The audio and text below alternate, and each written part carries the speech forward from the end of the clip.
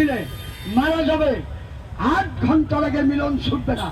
আর ওই গাছ খাইকে ওই যে পানিতে একটা জানুয়ার আছে, ফাল পানে 4টা পাও আছে, বলেন তো নাম কি?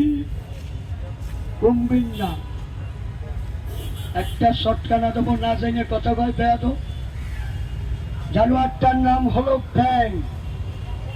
তুই বলতে না পারলে আমারে বলবি, কথাগুলি আমি বলতেছি। ব্যাঙের বিয়া হয় আষাঢ় মাসে। এক ব্যাঙ আর এক ব্যাঙের উপরে ওঠে।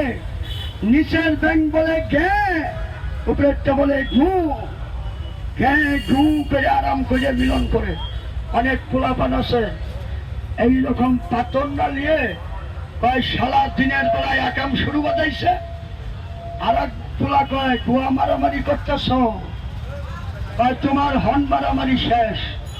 মায়ের চাকা ব্যাঙ্গে বাড়ি খা, ব্যাং পড়ে যায় পানিতে, ব্যাং চূড়া ভাঙে না।